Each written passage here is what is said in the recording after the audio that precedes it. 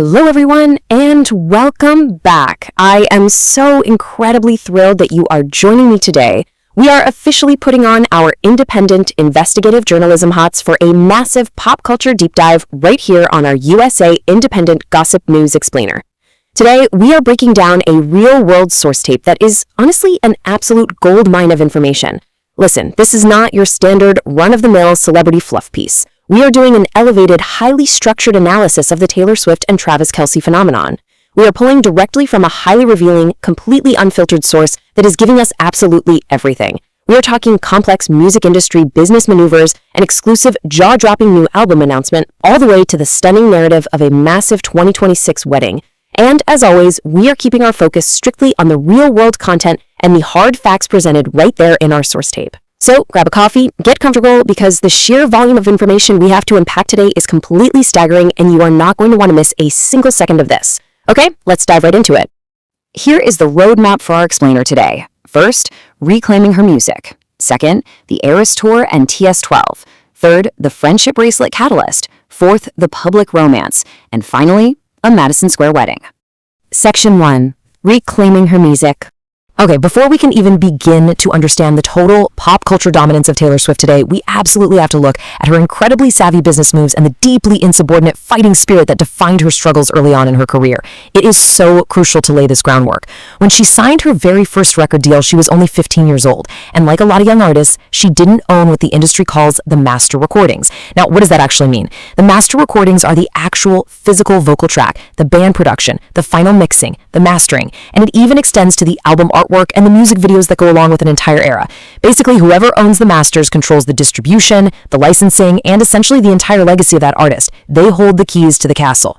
However, Taylor was incredibly sharp even at that super young age. She made sure she protected her publishing rights. Publishing refers to the actual songwriting ownership, the lyrics, the melodies. Because she retained her publishing rights, she maintained total control over how her original compositions were used. And you guys, this became her ultimate leverage. If a movie wanted to use the original master of her song, she could just veto it. And instead, she could turn around and offer them a newly re-recorded Taylor's version. This massive protective stake in her own intellectual property literally set the stage for one of the absolute greatest, most legendary business maneuvers in music history. So how did she actually go about getting those beloved masters back after they had been sold off to a massive private equity firm called Shamrock Capital? This is where it gets really fascinating. She didn't want a 30% partnership. She didn't want a piece of the pie. She wanted 100% full, unadulterated ownership of what she has so poignantly described as her lifelong handwritten diary entries. But instead of doing what most people in the industry would do, instead of sending a massive crew of high-powered, ruthless corporate lawyers or a slick management team, she chose a completely different strategy. She chose to lead heart first. She actually sent her mother and her brother, Austin, all the way to Los Angeles to sit down in a room with Shamrock Capital. Think about that for a second. She wanted this massive private equity firm to hear exactly what this meant to her on a purely human, deeply emotional level. She wanted them to look her family in the eye. For her, this was never about the financial dividends or the asset returns on a spreadsheet. It was about reclaiming the photography, reclaiming the music videos that she largely funded herself, and reclaiming the actual, tangible sonic diary of every single phase of her entire life. It was a fiercely personal battle. And wow, did that emotional gamble ever pay off? It paid off in a profoundly dramatic, movie-like way. According to the source tape, just a couple months after Super Bowl 58, while she was staying in Kansas City, Taylor got the absolute life-changing phone call from her mom. The tape recounts this intense, totally visceral moment so perfectly. Her mom was on the other end of the line and simply said, "You got your music." Can you even imagine hearing those words after fighting for so long? Taylor describes just immediately hitting the floor, absolutely bawling her eyes out, weeping uncontrollably. She tried to pull herself together, right? She wanted to go tell Travis the news in a normal, calm way. So she walked over and knocked on the door of the room where he was just chilling, playing video games. But when she tried to actually speak the words out loud, she says she just became total dead weight. She completely lost the power in her legs to even support herself. She just crumpled. It is such a raw, staggering image of sheer relief and triumph. And she says that specific moment, that feeling of finally getting her life's work back, will affect the rest of her life every single day. Section 2, Eras Tour and TS12. So now that she had successfully reclaimed her past, she was completely free to redefine her present and her future on her own terms. We are shifting our focus right now to her monumental artistic achievements, specifically the grueling, almost unbelievable physical endurance required for the Eras Tour. Travis Kelce, who is literally an elite Super Bowl winning professional athlete, actually marvels at the physical preparation and the sheer execution required for this tour. Through their conversations, they came to this hilarious and very real realization that they basically have the exact same job. They are both out there entertaining massive NFL-sized stadiums for over 3 hours at a time. The terminology is just a little bit different. Where he has a locker room full of guys, she has a dressing room. Where he has grueling football practice, she has intense stage rehearsal. Where he reports to a tough head coach, she relies on her mom to help run the show. Travis even notes that the physical recovery process, the toe spacers for her feet, the acupuncture mats, the deep physical therapy is virtually identical to an NFL player recovering from a brutal, hard-hitting game. Taylor explicitly trained her endurance and cardio for months and months, running on treadmills while singing just to be able to hit her stride on night one, power skipping in high heels down the entire length of a football field without losing her breath. It is elite athletic behavior, no question about it. And the craziest part is that within that massive, physically exhausting production, Taylor is constantly actively playing a complex psychological game with her audience. We have to talk about the art of the Easter egg.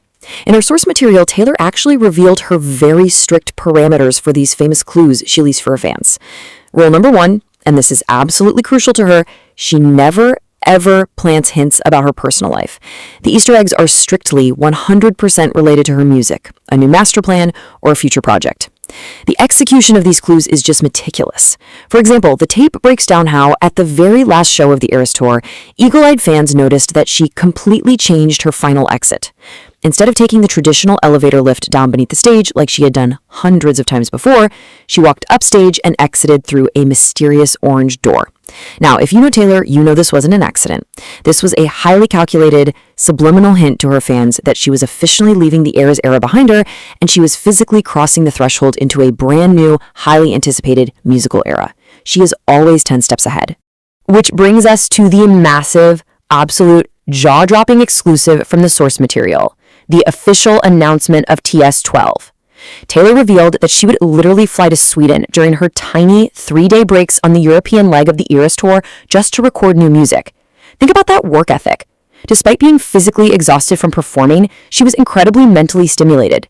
She flew out there to reunite with her legendary pop mentors, Max Martin and Shellback. If you don't know those names, they are the genius production team behind her pure pop perfection hits like Blank Space and Shake It Off. She described these new recording sessions as catching absolute lightning in a bottle. After making more esoteric, alternative-leaning, moody albums like Folklore and Evermore, and of course the messy, chaotic, deeply emotional poetry of the Tortured Poets department, she was completely ready to pivot her sound again. She noted that this brand new album comes from an infectiously joyful, wild, dramatic place.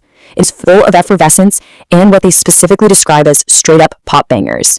We are talking pure, upbeat, dance-around-your-room music. Okay, get ready, because this right here is the absolute holy grail for pop culture fans. In the source video, Taylor actually presents a sparkly mint green briefcase, and when she opens it, there is a stunning orange vinyl record inside. The title of TS12 is officially revealed to be The Life of a Showgirl, and the tape confirms it features exactly 12 tracks. No secret late-night data dumps, no surprise double albums, just 12 perfectly crafted, cohesive puzzle pieces. And we even got the track list. It includes absolute standout titles like The Fate of Ophelia, Elizabeth Taylor, a track called Opalite, and my personal favorite title, a track titled Cancelled in all caps with an exclamation point. I mean, you know that one is going to be incredibly sassy. And it all culminates in the massive title track, The Life of a Showgirl, which features none other than the incredible Sabrina Carpenter. The whole concept of this album explores Taylor's inner life and what was really happening behind the velvet curtain while she was out there putting on the most vibrant, electric, demanding stadium tour in music history. It sounds like an absolute masterpiece in the making. And what about the release date? The source tape confirms TS12 is dropping on October 3rd. Or, as Taylor looks at it, 10/3. Taylor explains that this connects directly back to her deep, almost obsessive love of numerology. She specifically wanted an October release to perfectly align with the Libra birthdays in her inner circle. We're talking about Travis's birthday on October 5th, his brother Jason's birthday, which is right close to that, and his mother Donna's birthday on October 9th. It's a huge month for the people she loves. And then there is the date itself, 10/3. 10 plus 3. That perfectly aligns with the number 13, her absolute most famous lucky number, tucked right there into the date of 10/3. It just goes to show you that everything she does is incredibly calculated and intentional, ensuring her fans always have a beautiful little puzzle to solve. Section 3. The Friendship Bracelet Catalyst. Now we're pivoting the narrative from the intense music industry grind straight into the romance. We have to talk about the origin story of how Travis Kelce boldly attempted to shoot his shot. This quote right here perfectly encapsulates Taylor's reaction to Travis's initial and totally veiled attempt to meet her. As the story goes, Travis had attended her Arrowhead Stadium show with a homemade friendship bracelet that actually had his phone number beaded onto it, but he couldn't get past the strict elevator operator to give it to her. So feeling a little frustrated, he threw a bit of a hilarious public tantrum on his podcast New Heights, basically making his massive crush on her everyone's problem. Now, while some major celebrities might find a public call-out like that off-putting or weird, Taylor, who notoriously avoids her social media direct messages like the absolute plague, found it incredibly endearing. She stated on the tape that it felt exactly like a scene out of a classic 80s John Hughes movie. She said it felt like a guy just standing outside her bedroom window holding a massive boombox begging for just one single date. She even admitted she thought the whole podcast thing was metal as hell. It was a wildly romantic, super bold gesture that totally matched the exact kind of teenage fantasies she had been writing hit songs about her entire life. But of course, a grand romantic boombox gesture really only works if the guy making it isn't completely crazy, right? And Taylor quickly realized from a distance that Travis was the good kind of crazy. She started noticing some really undeniable green flags before they even officially started dating. First of all, the guy was incredibly grounded. The tape notes that when she attended her very first Chiefs game, that famous matchup against the Bears, they literally just walked right through the front doors of the stadium together, right through general admission, with absolutely no VIP fuss, no secret underground tunnels, just out in the open. Second, he was entirely unthreatened by other men or the massive, overwhelming media circus that constantly surrounds her. He just didn't care about the noise. And perhaps most importantly of all, he came highly, highly recommended. The Kansas City Chiefs head coach, Andy Reid, who actually has a long-standing friendship with Taylor's exceptionally social dad, Scott Swift, essentially vouched for Travis. Coach Reid was basically acting as a matchmaker. And on top of that, even Taylor's own cousins were whispering in her ear that Travis was just a genuinely incredible, solid guy. What makes their dynamic so incredibly fascinating and, frankly, pretty hilarious is the massive contrast in their overall approach to sports and competition. According to the explainer tape, Taylor stubbornly insists that she is absolutely not an athlete. She hilariously notes that she throws a football with absolutely zero spiral, and she is entirely, totally disinterested in individual sports or arbitrary point systems. She doesn't care about winning a game. She just wants to put on a flawlessly good show for her fans. Travis, on the completely other hand, is a zero-sum, deeply, fiercely competitive professional athlete who proudly declares to anyone who will listen that he is totally undefeated at beer pong. He wants to win at literally everything. Yet, somehow they balance each other out perfectly. He looks at her out there power skipping in high heels for 3 straight hours, and he instantly recognizes elite, top-tier athletic endurance, while she looks at his hyper-competitive, intense nature, and she finds an incredibly supportive team player who is just as dedicated and obsessed with his craft as she is to hers. It is a match made in heaven. Section 4. The Public Romance. We all know that balancing massive stadium spectacles with intense media scrutiny is not easy for any couple, but their relationship moved at absolute lightning speed. Let's look at this timeline from the tape. It all started with that July 2023 misconnection at Arrowhead Stadium with the friendship bracelet. By September 2023, Taylor literally broke the internet with her first surprise appearance at a Chiefs game, casually hanging out with Kelce up in the suite, eating chicken tenders with ranch. Fast forward to February 2024, she flew all the way across the globe from a show in Tokyo just to be down on the field for that incredibly emotional confetti-filled embrace after he won Super Bowl 58. And then, in a massive, totally unexpected role reversal in June 2024, Travis completely shocked the world by appearing in a full tuxedo on stage during her Wembley Stadium show. He literally carried her across the stage. It proved to everyone that he was fully willing to step out of his comfort zone, step right into her massive spotlight, and support her art, completely and totally unbothered by the sheer, terrifying scale of her global fame. A really massive part of why this very public, highly scrutinized romance survives and frankly thrives is purely because of Travis's infectious personality. As Taylor notes in this direct quote from the source tape, he's like a human exclamation point, a vibe booster. She actually compares his energy to pushing the enhance color button on a dull photograph.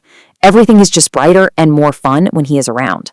And look, while the internet constantly turns out wild theories, fake rumors, and nonstop chatter about their relationship, they simply refuse to engage with it. They don't care. Taylor actually disabled her Instagram comments a full decade ago to protect her peace, and she has really taught Travis how to find the humor in the absurd, crazy rumors, rather than letting it ruin his day or get inside his head. His naturally non-judgmental, purely joyful approach to life acts as this amazing buffer. It allows her to metabolize the insane, blinding media attention without internalizing any of the dark negativity. At the end of the day, the tape shows they are just too busy having an actual real-life relationship to care about the online discourse. And what does that actual real-life relationship look like when the stadium lights go down and they're finally behind closed doors? Well, Taylor joked on the tape that her off-tour life is heavily dominated by what she hilariously calls her 1700s hobbies. She loves to just sit and sew little children's purses and baby blankets. She paints. But her current absolute all-consuming obsession right now is baking sourdough bread. And we are not just talking basic loaves here. We are talking cinnamon swirl sourdough, blueberry lemon loaves, and a very special, highly requested funfetti sourdough that she specifically workshopped just for Jason and Kylie Kelce's young daughters. She is literally on niche sourdough internet blogs curating her yeast starter, while Travis is sitting next to her scrolling Instagram looking for videos of cute domestic otters that he wants to rescue. It's just such a striking, grounding image of quiet domesticity, isn't it? You have the biggest, most famous pop star in the entire world and a giant Super Bowl champion, completely retreating from the madness to just stand in their kitchen, bake homemade bread, and hang out with Benjamin the cat. It's incredibly normal. Those really quiet, domestic moments became deeply, profoundly important during a very challenging, scary summer for Taylor's family. The tape reveals some intense medical details. Taylor's father, Scott, actually went in for totally routine checkup, and despite having absolutely perfect EKGs in the past, a resting stress test shockingly revealed 5 severe blockages in his heart. This led to an immediate, life-saving quintuple bypass surgery. Obviously, the family dropped everything. Taylor, her brother Austin, and her mother Andrea essentially moved into the hospital's ICU, taking grueling 24/7 shifts to watch over him. And of course, there was some humor in the darkness. In a hilarious role reversal, Taylor actually had to confiscate her dad's cell phone because he was stubbornly staying up all night long FaceTiming his friends instead of resting and recovering. He even apparently tried handing out his custom guitar picks to the hospital staff while not wearing any pants. I mean, you can't make that up. Meanwhile, on top of all of this, her mother, Andrea, was actively recovering from a major knee replacement surgery, so Taylor spent that intense, highly concentrated time building shower chairs and physically caring for her parents. It really deepened Taylor's appreciation for her family's health, and more importantly, it showed Travis a deeply vulnerable, highly private, unguarded side of her world that the public never gets to see. Section 5, a Madison Square wedding. Which finally brings us right to the explosive finale of our source materials narrative. This is the ultimate, massive pop culture milestone that fans have literally been theorizing about for years now. Maintaining our highly objective, journalistic analysis of the provided tape, the source narrative actually reveals a stunning, spectacular culmination to this love story. On July 3rd, 2026, Taylor Swift and Travis Kelce officially exchanged vows inside New York's absolutely iconic Madison Square Garden. According to the details in the tape, this massive, unprecedented event effectively shut down an entire piece of Manhattan for 2 straight days. Security was unbelievable, and honestly, it is a fittingly epic, colossal venue for a romance that literally started with a podcast shout-out in a football stadium and played out across massive global concert arenas. They deliberately chose the very city where their story as a highly public couple first took real, tangible shape. And they managed to turn an iconic, massive public venue right into the site of their most fiercely guarded, intimate, private milestone.